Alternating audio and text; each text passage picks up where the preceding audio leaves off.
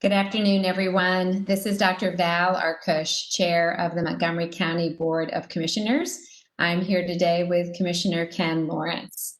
Today is Wednesday, August the 19th. We are in week 24 of the COVID pandemic here in Montgomery County and week 8 in the green phase.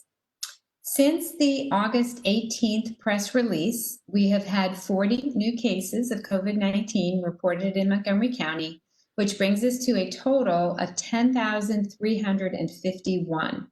These positive cases are a result of a positive test for the virus, not from the antibody test. 2 of these cases are from the Montgomery County Correctional Facility. 38 of these cases are from the community. Of the 40 tests, 7 tests were conducted more than 8 days ago. The remaining 33 of these tests were conducted between August the 12th and August the 18th. These positive individuals are from 22 municipalities. 61 of 62 Montgomery County municipalities are home to individuals with COVID-19. Today's individuals range in age from 5 years old to 98 years old. And as always, you can check our county map at montcopa.org/COVID-19 for updated geographic information. There are 17 females and 23 males. I am pleased to confirm that no additional Montgomery County residents have lost their lives to COVID-19, which leaves us at 824 deaths confirmed positive from COVID-19. In terms of our hospital beds, the news continues to be reassuring. Today, the number of hospitalized COVID-19 patients is approximately 47, with only 4 individuals requiring a ventilator, or approximately 8%. As you know, from the Montgomery County Correctional Facility, for the last several weeks, we have been consistently seeing about 15 to 18% of individuals booked into the correctional facility testing positive for COVID-19. All new commits undergo testing and a quarantine process as part of their intake. Since August the 2nd, 14 new commits have tested positive. All positive individuals are in isolation and currently stable. Additionally, since Sunday, August the 2nd, a total of 22 inmates in the general population have tested positive for COVID-19. These individuals are in isolation and their cellmates in housing units are in quarantine. One of these individuals is hospitalized. The remainder are currently stable. Additionally, 13 staff members at the correctional facility have tested positive. All are in quarantine or isolation, all are in isolation and all are currently stable. Since the President Judge issued the initial March 12, 2020 order declaring a judicial emergency, the population in the Montgomery County Correctional Facility has gone from 1,342 to 820 today, a net decrease of 522 individuals, which is a 39% decrease. Since March the 13th, there have been a total of 1,793 discharges. Update on our testing. I'm pleased to announce that as of this past Monday, the county began sending our test samples to Mako Medical. For these past 2 days, results have been available within 24 hours. As a reminder, Mako is contractually obligated to return results within 36 hours. Assuming this smooth operation continues this week, we will increase our testing capacity to 50 tests per site per day beginning next week. This will provide 300 tests per day across the county sites. We intend to increase capacity again by mid-September. As a reminder, the county has 6 COVID-19 testing sites open around the county. None of these sites require a car to be tested. These sites do require an appointment. All appointments are made on the day of testing, beginning at 8:30 in the morning. I've gotten a number of questions about why this is the case, and it is because we have a number of residents in the county who need to be tested within a certain time frame either as a job requirement, a requirement to travel, or a requirement to return to school. So all appointments will have been and will continue to be made the morning of the day that you would like to be tested, starting at 8:30 in the morning. You cannot book ahead. You require that the person being tested is a resident of Montgomery County or works in Montgomery County. These county-run sites provide testing at no cost, though insurance will be billed if you have it. We do not require a healthcare provider's order, and we will test individuals of any age who want or need to be tested. The cost of these sites is being covered by CARES Act funding that has been allocated directly to Montgomery County. As a reminder, these tests are located in Pottstown at the Montgomery County Office of Public Health, 364 King Street in Pottstown. The Willow Grove office is now located at the First Baptist Church of Crestmont. This is a new location. So First Baptist Church of Crestmont at 1678 Fairview Avenue in Willow Grove. Green Lane at Deep Creek and Snyder Road. Ardmore at 114 West Lancaster Avenue. And Norristown at 1401 DeKalb Street at the Delaware Valley Community Health Center. Each site has different hours each day. And to check that information as well as register for a test, go to www.montcopa.org/COVID-19. Click on the green County Testing Information button. Although that site says the sites are closed tomorrow, just ignore that. It's a software issue. Appointments will open at 8:30 in the morning on the day of testing. You can also register by phone, and that phone number is 610-970-2937. That works for all 6 sites, and that also opens at 8:30 in the morning on the day that you would like to be tested. So we continue to suppress the spread of this virus in Montgomery County, which is really great news. And we'll go through our regular weekly graphs to give you a visual picture of how we are doing. So our first graph is our graph of our daily cases and the running average by test date. So those vertical gray bars in the background are the number of total daily positives for each day. And then the lines represent a variety of measures of looking at those positive tests.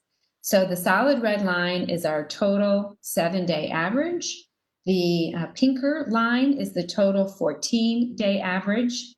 Those lines are all pretty much on top of one another now, as is our dark blue community 7-day average and our lighter blue community 14-day average. Way down at the bottom, I'm happy to point out, are our long-term care 7 and 14-day averages. And when we zoom in on the closer version of this, so this represents our last 30 days of the same graph, you can see very happily that our long-term care facility numbers are way, way down. Our long-term care facilities are now averaging 1 case in terms of a 7-day average and 1.4 cases in terms of our 14-day average. I will point out, though, that we seem to have plateaued again. We've been steadily coming down for quite a while, but we are sort of plateauing here around 35 to 45 cases a day. So I just point that out as a reminder that this virus is still very much circulating in our community, and it is incumbent on all of us to continue to take appropriate precautions, which I will go through in a minute. So next we'll turn to our positivity graph, and our positivity remains under 3% this week. We are at now 2.82%. Last week we were at 2.77%. What makes me particularly happy about these numbers is, as you can see from looking at this graph, we are slowly but somewhat steadily increasing the total number of tests being done each day. So it's good news to see that even in the face of increased testing, which is exactly what we need to be doing, we need to be testing as many people as we can, our positivity is still actually staying about the same. So again, this is all really good news, news that we want to continue. This is what living with this virus looks like, and we want to make sure to keep this up. So as a reminder, and hopefully you all know this by heart and are sick of hearing me say this, but I will continue to say it. Don't leave home without a mask. Just don't leave home. When you pick up your car keys and your wallet, pick up your mask. Put it on whenever you are within 6 feet of someone who is not in your household. That includes when you're walking around your neighborhood for some exercise. Just have that mask with you in case you run into one of your neighbors. For your sake and their sake, please put that mask on. Remember, any of us could be positive and have absolutely no idea. Through no fault of your own, you could be contagious and transmit this virus to someone that you care about a lot. So please have that mask with you at all times. Keep 6 feet of distance from anyone not in your household. Keep your hands clean and away from your face. Get tested. And if you test positive, cooperate with contact tracing. So, little update on contact tracing. I cannot stress enough how important it is to cooperate. These conversations are confidential and non-judgmental, but give us absolutely critical information to fighting this disease. We continue to see a good cooperation with the people that we reach. Our contact tracers are telling me that 96% of the individuals are cooperating with contact tracing. So that is really great and a lot better than we were doing previously. However, we are still having trouble reaching some individuals, and we are leaving people voicemails. We call multiple times, but they're not always calling us back. So please, if you receive a voicemail from one of our contact tracers, please call them back. It is really so important to our ability to keep a lid on this virus that we speak to every person who tests positive and then every one of their direct contacts. That's how we beat this thing. So just a little update on what we're seeing out in the community. Most of the viral spread that we are seeing in Montgomery County continues to be through social events, such as parties, family gatherings, and vacations. And then what happens is the people that are exposed and infected at these gatherings go on to expose large groups of others through school, through daycare, through sports, and through work. We are continuing to monitor and document exposures through several youth sports teams at any given time. This continues to be an issue. This is happening because young people are becoming infected at social events or at home and then participating in sports, sometimes before they are aware that they're positive.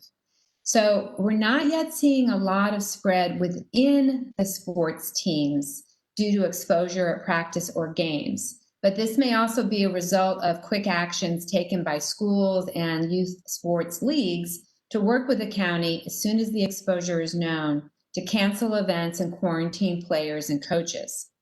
So while we're not seeing a lot of spread, it is resulting in large groups of young people having to quarantine. Since May, the county has quarantined over 130 people as a result of an exposure at a youth sports event. And particularly as we move toward the fall, and some are trying to get back to school in some fashion or another, we really hope to minimize the quarantine of young people. As a reminder, quarantine is for a period of 14 days. If you are direct exposure to someone and you're asked to quarantine, it is for 14 days. Even if you test negative before that 14 days is up, while that's very personally reassuring, that does not mean that you can leave quarantine, because we have seen individuals become positive on day 12, day 13, and day 14. That 14-day quarantine number is there for a reason. And so the consequences of the quarantine are impactful on somebody's life. And so we really want to try to limit those exposures as much as possible. We are also monitoring and tracking several daycare exposures to determine whether spread is occurring within daycares. Since May, the county has quarantined over 50 children and staff as a result of daycare exposures. So that just gives you some sense of what we're tracking and also why it's so important that you call us back if we reach out to you, because this is how we work to make sure that everybody stays safe as much as possible. And we share information with you that is directly about us here in Montgomery County. I'm sure, like me, you read all kinds of things in the newspaper, but what matters for us is what's happening here locally, not what's happening in another state. And so we want to be as transparent and give you as much actionable information as we can about what's going on here in the county. Just one more reminder about wearing masks. We have seen large improvements in mask wearing across the county, and I just want to thank you for that.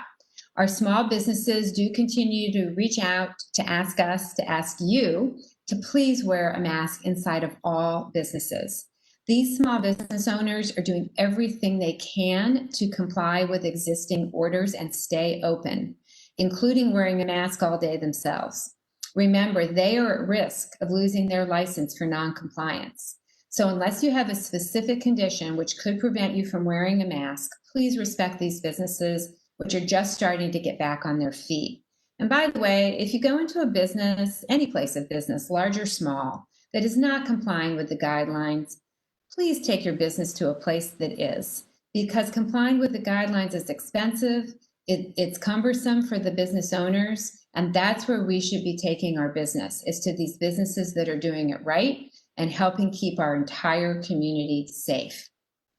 I do want to point out one thing that's come to my attention. Most of our stores are doing the right thing by limiting the number of customers inside their store at any one time based on the size of their store. However, and so they have people waiting in line outside the store, which is completely appropriate. However, they often don't have anybody outside monitoring the line. They just don't have that many staff. So if you're in line waiting to get into a store, please make sure that you are socially distancing from the people in front of you and the people behind you. We need more attention in those lines. This is particularly a problem if you're waiting indoors at one of our shopping malls. Our shopping malls are working very hard and they're doing a very good job for the most part. But these lines are a little bit of an issue. So if you're in line, whether you're indoors or outdoors, but especially if you're indoors, waiting to get into a store, please make sure that the people in that line are staying 6 feet apart as much as you can. And with that, I will turn over to Commissioner Lawrence. Okay, good afternoon. I have two updates to provide this afternoon. The first is on round 3 of the Montco Strong Small Business Grant Program. The $10 million available for the third round of the program comes from the Federal CARES Act, and we were pleased to award $6 million in the first 2 rounds to 480 small businesses in the county. Round 3 grant awards are once again being administered by the Redevelopment Authority of Montgomery County in partnership with the Montgomery County Department of Commerce. So here's a summary of the applications we received during the application period for round 3. We received 1,924 applications. 60 of our 62 municipalities were represented. 59% of the applicants indicated they had applied in at least one of the first 2 rounds. 51% of the applicants indicated they are a minority and or women-owned business. 4% of the applicants indicated they are a veteran-owned business, and 81% of the applicants reported revenue of less than $1 million annually. After reviewing the applications, the RDA has awarded 239 grants, totaling about $2.5 million as of August 7th, and will continue to review and approve applications until the full $10 million is awarded. Some information about round 3 grantees so far. 161 of the 239 awardees identified as a minority and or women-owned business, which represents 67% of the awardees. 31 of the awardees identified as a veteran-owned business, which represents about 13% of the awardees. And all grant awardees have been contacted via email by the Redevelopment Authority of Montgomery County with grant contracting instructions. A complete list of the awardees is posted on www.montcopa.org/MontcoStrongSBGP. And as always, we would like to thank the board of the Redevelopment Authority for their partnership with our Department of Commerce to help our businesses here in Montgomery County. Second, I'm going to provide an update on the COVID-19 Response Fund, which continues to raise money for safety net organizations throughout Montgomery County. The fund was first established on March 26th and is being administered by the Montgomery County Foundation. As of August 10th, $859,000 has been raised or committed to the fund. This is an increase of $109,000 from my last update on June 22nd. So I'd like to thank all of our local foundations, businesses, and private citizens who have contributed. As of today, 250 local safety net organizations and first responders have been awarded $739,000, and the fund is reviewing more grant requests this week.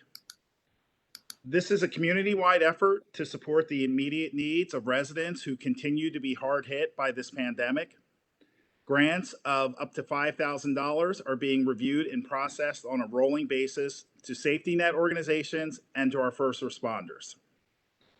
Projects are prioritized based on the geography they serve, the capacity to meet the higher demand for services, and whether the project targets particularly vulnerable populations.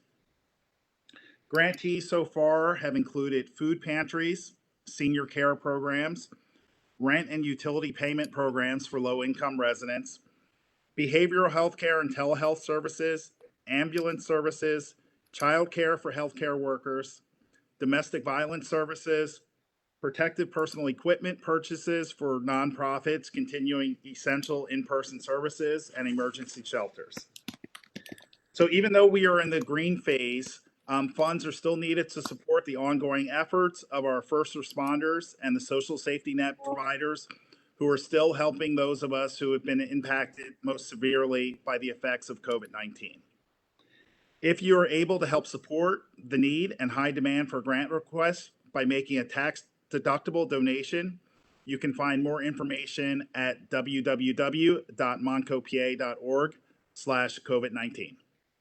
Thank you. Thanks, Commissioner Lawrence. All right, are there any questions today, Todd? There are. We are joined this afternoon by Carl Hessler from the Pottstown Mercury. Good afternoon. Good afternoon, commissioners. Can you hear me? Yes, good afternoon. Okay. Good afternoon. I have some questions. I understand that Mako Medical began supplying test results on Monday. I believe they launched in Montgomery County. So we began sending the tests there on Monday, and they did start to provide results on Tuesday. Okay, what is your assessment of that so far? I spoke with Representative Todd Stevens, and he said that one Montgomery County resident received results within 12 hours, which everybody said was wonderful news. So I was wondering what your assessment of the program is so far, and what have you heard about the timing on the results? Yeah. Well, so far, so good. And I just want to take a moment to thank so many people on our county team that helped pull this all together.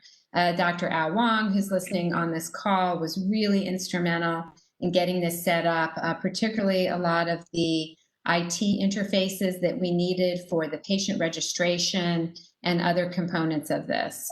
Megan Young, who's in our Office of Public Health, worked so hard to make sure that the supply situation was set for each of the sites, and so many other members of our Office of Public Health and Department of Public Safety have been working on this. So kudos and thanks to all of them.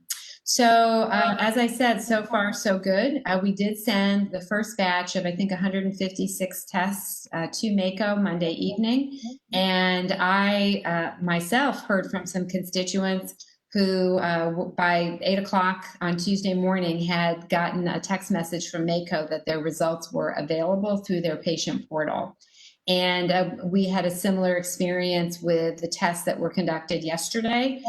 People starting to hear this morning about their results being available. So to be clear, the county will still continue to call everyone, but if the individual chooses to opt in to notification from Mako, they have that option, and they're given information about how to do that at the test sites.